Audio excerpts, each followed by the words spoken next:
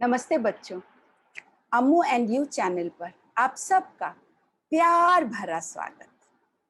हर बार की तरह अम्मू आज भी आपके लिए एक बड़ी सुंदर कहानी लेकर आई है। अम्मू यानी मैं, जो हमेशा कहानी सुनाने के लिए तैयार रहते हैं। आज की जो कहानी मैं लाई हूँ वह एक त्योहार से संबंधित है। आज रक्षाबंधन के करीब हम हैं। सावन का महीना है और सावन के महीने के पूर्णिमा के दिन हम लोग एक त्योहार मनाते हैं। बड़ा ही प्यारा, प्रेम से भरा, भाई बहन के प्रेम से भरा त्योहार, रक्षाबंधन का त्योहार। तो ये रक्षाबंधन बंधन का जो त्योहार है, इसकी शुरुआत कैसे हुई, ये त्योहार क्यों मनाया जाता है और कब से मनाया जाता है। मैंने सोचा कि मैं आप लोगों को इतनी सारी कहानियां सुनाती हूँ, तो आज चलिए रक्षाबंधन की कहानी आपको सुनाती हूँ। महाभारत की कहानी तो मैंने सुनाई है आप लोगों को, और महाभारत की ही एक कहानी है ये, जिससे राखी के त्योहार के बारे में हमको पता चलता है। अब महाभारत की इस कथा में ऐसा कहा जाता है कि श्री कृष्ण भगवान की एक चाची थी, चाची श्रुत देवी। उनको बहुत सालों बाद एक पुत्र पैदा हुआ। पुत्र का नाम शिशुपाल रखा गया। पुत्र पैदा तो हुआ, लेकिन बड़ा ही विकृत और कुरूप था। उसको देखकर श्रुत देवी बड़ी दुखी रहती कि इतना विकृत मेरा बेटा बड़ा होकर पता नहीं उसको कैसा लगेगा। नाना प्रकार के उपाय किए गए, वैद्यों को बुलाया गया, हकीमों से राय ली गई कि किसी तरीके से क्या ये बच्चा सुंदर बन सकता है, इसकी कुरूपता क्या जा सकती है। सबने हार मान ली, किसी के पास इसका कोई भी हल नहीं था। सबने कहा कि ये तो ईश्वर ने उसको ऐसा बनाया है, हम इस मामले में कुछ नहीं कर सकते। एक बड़े पहुंचे हुए विद्वान ने, ऋषि ने श्रुत देवी से कहा, देवी, आपका ये बच्चा विकृत पैदा तो हुआ है, लेकिन इस संसार में एक ऐसा इंसान है, एक ऐसी शख्सियत है जो इस बच्चे को जैसे ही छुएगा, इस बच्चे की कुरूपता बिल्कुल चली जाएगी, यह अवगुण, यह कमी जो है बिल्कुल चली जाएगी। श्रुत देवी बहुत खुश हो गई, बोली, अरे वाह, मैं उन शख्सियत को कैसे तलाश करूं। पूरी बात सुन लीजिए देवी, कुरूपता तो चली जाएगी, लेकिन उसी शख्सियत के हाथों आपका यह पुत्र मारा भी जाएगा, यह निश्चित है। ये सुनते तो श्रुत देवी का दिल धक्क से रह गया। क्या करती? उन्होंने अपने दूतों को इधर उधर भेजा, लेकिन किसकी तलाश करती वो, क्या कहकर वो ढूंढवाती। थोड़े समय के बाद, कुछ महीने बाद, श्री कृष्ण अपनी चाची से मिलने आए। शिशुपाल के जन्म के बाद से श्री कृष्ण अपनी चाची से मिलने नहीं आ पाए थे, अपने राजकाज में व्यस्त रहते थे। वो अपनी चाची से मिलने आए तो चाची को पुत्र होने की बधाई दी और प्यार से उसको अपनी गोदी में ले लिया। जैसे ही श्री कृष्ण ने शिशुपाल को अपनी गोद में लिया, अजूबा हो गया। क्या?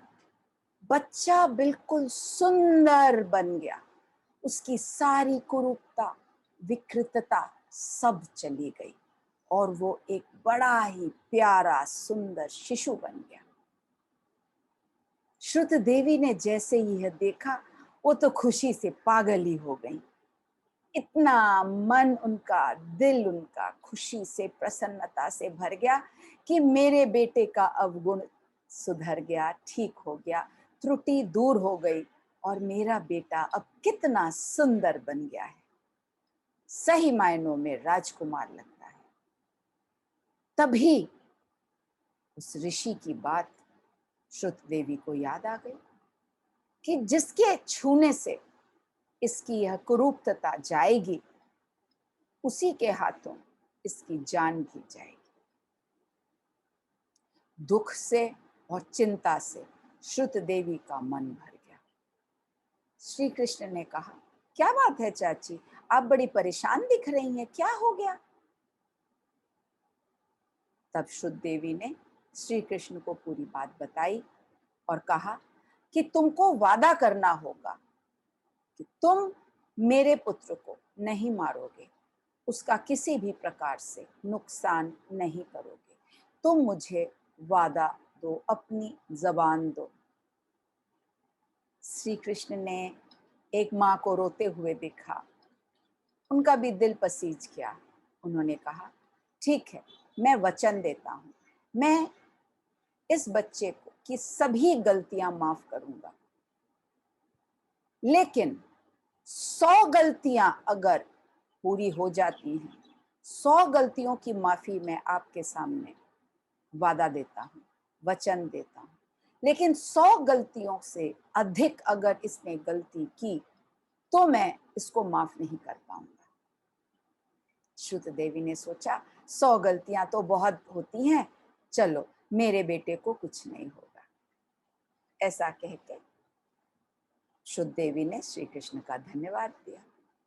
अब शिशुपाल बड़ा होने लगा। श्री कृष्ण तो अपने राजकाज में व्यस्त हो गए। अब शिशुपाल बड़ा हो गया। बड़ा होकर चेरी नामक एक राज्य का वह राजा बना। राजा तो बन गया, लेकिन बड़ा ही क्रूर राजा था। लोगों पर बड़ा अत्याचार करता, बड़े बड़े जुल्म ढाता। श्री कृष्ण उसके रिश्तेदार थे, चचेरे भाई थे, इसीलिए इस बात का वो फायदा उठाता और जो मन में आता वो वही करता। श्री कृष्ण के कानों तक उसके ये जुर्म पहुंचाए जाते, ये गलतियां पहुंचाई जाती, लेकिन श्री कृष्ण ने तो अपनी चाची को, शिशुपाल की मां को वचन देके रखा था, तो उन्होंने उसका कुछ भी नुकसान नहीं किया। कई बार समझाने की कोशिश की। एक बार तो शिशुपाल श्री कृष्ण के दरबार में आए और दरबार में आकर सभी दरबारियों के सामने श्री कृष्ण का बड़ा घोर अपमान किया। श्री कृष्ण से सहा नहीं गया। इतनी बदतमीजी, इतनी अशिष्टता, और 100 गलतियां पूरी भी हो गई थी। क्रोध में भरकर श्री कृष्ण ने क्या किया, उन्होंने अपना सुदर्शन चक्र अपनी उंगली में लिया और घुमाकर शिशुपाल की ओर फेंका।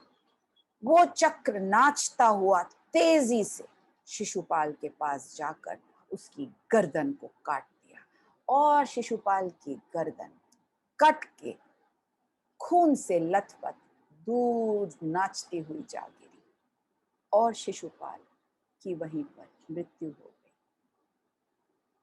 एक दुष्ट राजा का अंत हुआ, उसको अपनी क्रूरता का फल मिला।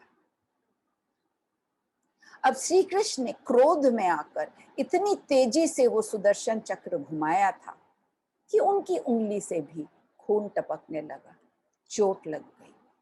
दरबारी लोग जल्दी जल्दी इधर उधर भागने लगे कि इस खून को रोकने के लिए क्या लगाया जाए, क्या किया जाए। तभी पास में वहीं पर द्रौपदी खड़ी थी। द्रौपदी ने देखा कि उनके हाथ से खून बह रहा है। वो पास में आई और अपनी साड़ी का कोना फाड़ कर उंगली में पट्टी कर दी, कस के बांध दी, खून रुक गया। श्री कृष्ण द्रौपदी के इस ममता भरे भाव से बड़े प्रभावित हुए और उन्होंने कहा, धन्यवाद बहना, आज तुमने मेरे कष्ट के समय मेरा कष्ट दूर किया, मेरी मदद की। तो कभी भी तुम पर कोई भी संकट आए तो मुझे जरूर याद रखना, मुझे याद करना। मैं उस संकट की घड़ी में तुम्हारे पास अवश्य आऊंगा और तुम्हारी मदद करूंगा। यह मेरा तुमको वादा रहा। तब से, उस दिन से एक भाई और बहन के प्यार भरे वादे को लेकर इस त्योहार की नींव पड़ी। आप लोगों को सबको पता है, महाभारत में जब दुर्योधन के दरबार में शतरंज की बाजी चल रही थी, पासा फेंका जा रहा था और पांडव शकुनी मामा की चाल में फंस चुके थे और अपना सब कुछ हार चुके थे, तब द्रौपदी को निर्वस्त्र करने के लिए उसका चीर हरण किया गया।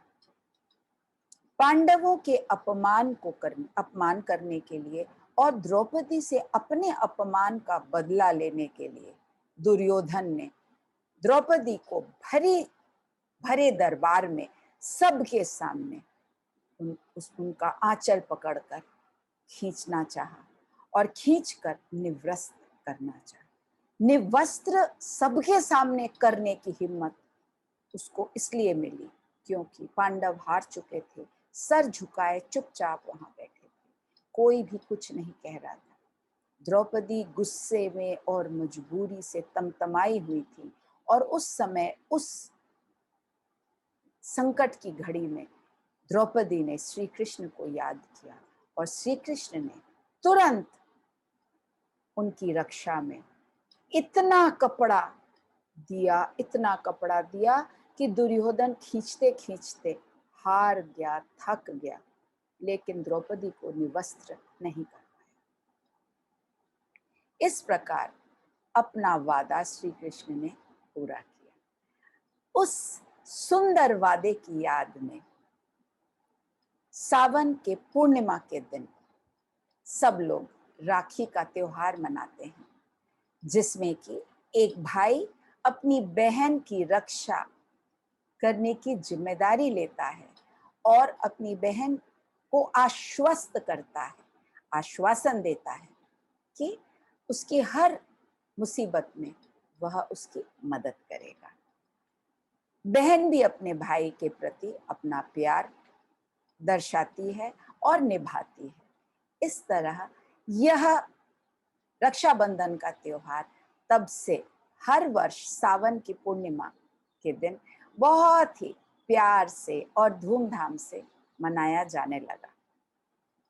अब यही दिन, इसी दिन सावन के पूर्णिमा के दिन भारत में अन्य स्थानों पर इसको अलग अलग तरीके से भी लोग मनाते हैं।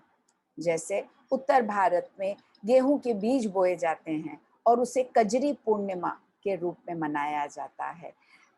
औरतें कलश में गेहूं के बीज डालकर उनकी पूजा करके खेतों में बोने के लिए जाती हैं और ईश्वर से प्रार्थना करती हैं कि फसल खूब अच्छी हो। महाराष्ट्र में, केरला में नारली पूर्णिमा के रूप में यह दिन मनाया जाता है, जहां पर वो समुद्र देवता की पूजा करते हैं।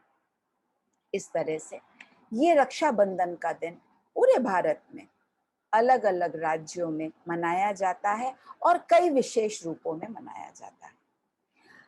इसी रक्षाबंधन के त्योहार को मनाते हुए, उसका मान रखते हुए, उसकी दुहाई देते हुए हमारी एक राजपुतानी महारानी ने भी इतिहास में अपना नाम रखा। रानी कर्णावती राणा सांगा की पत्नी थी। राणा सांगा उदयपुर के वीर राजा थे और चित्तौड़ में उनकी राजधानी थी। युद्ध में वे मारे गए और रानी कर्णावती चित्तौड़ में दुर्ग में अकेली थी। मौके का फायदा देखकर गुजरात के शासक बहादुर शाह जफर ने चित्तौड़ पर हमला कर दिया। बहादुर शाह के हमले की खबर पाते ही रानी कर्णावती ने राजा हुमायूं के दरबार में अपना दूत भेजा और दूत भेजकर बहन होने की दुहाई देकर रक्षा की विनती की। बहन होने की दुहाई एक राखी के द्वारा की गई। उन्होंने राजा हुमायूं को राखी भेजी। राजा हुमायूं का दिल पसीज गया। एक हिंदू नारी के द्वारा राखी भेजे जाने पर उनका दिल इतना खुशी से भर गया कि उन्होंने तुरंत अपनी सेना को हुक्म दिया और मेवाड़ चित्तौड़ की ओर चल पड़े। दुर्भाग्यवश दिल्ली से चित्तौड़ तक पहुंचते पहुंचते देरी हो गई और चूंकि हुमायूं नहीं पहुंच पाए थे और बहादुर शाह किले तक पहुंच गए थे, रानी कर्णावती ने बहुत सारी ढेरों और किले की स्त्रियों के साथ जौहर ले लिया, आत्महत्या कर ली और अपनी इज्जत की रक्षा की। ये राखी के त्योहार की एक बड़ी मीठी याद है और एक मुसलमान राजा ने किस प्रकार एक हिंदू नारी को अपना बहन माना और उनकी रक्षा के लिए तुरंत कूच कर गए। ये एक हिंदू और मुस्लिम एकता के रूप में ये कहानी बड़ी ही प्रचलित है। तब से यह दिन बड़ी धूमधाम से हम मनाते हैं। बहन भाई को तरह तरह के पकवान खिलाती है, उसके पसंद का खाना खिलाती है और भाई आता है बहन के पास, राखी बंधवाता है और राखी बंधवा के बहन के लिए भेंट लाता है और भेंट के साथ अपने उस वादे को फिर से याद करता है और अपनी बहन को आश्वासन देता है कि बहना, हमेशा तुम्हारी हर मुसीबत की घड़ी में मैं तुम्हारे साथ रहूंगा। कभी भी कोई जरूरत हो मुझे अवश्य याद करना। तो छोटे बड़े सब बच्चे इस त्योहार में अपने अपने भाइयों को, लड़कियां अपने अपने भाइयों को राखी बांधती हैं और सावन का महीना होता है तो लड़कियां तो जो ब्याहता लड़कियां होती हैं अपने ससुराल भी आती हैं इस त्योहार को मनाने के लिए। आप लोग भी जरूर अपने भाइयों को राखी बांधते होंगे, तो राखी की ढेर सारी शुभकामनाएं मैं आप सबको देती हूँ। भाई बहन का प्यार हमेशा बना रहे और यह प्यार ना तो धर्म जानता है, ना जाति जानता है, ना ही उम्र जानता है। प्यार तो प्यार होता है। तो अपने भाई बहन के प्यार में हमेशा डूबे रहिए, इस पवित्र प्यार का मान रखिए और ये रक्षाबंधन की कहानी अगर आपको अच्छी लगी हो तो लाइक शेयर सब्सक्राइब करिए, बेल आइकॉन भी हिट करिएगा।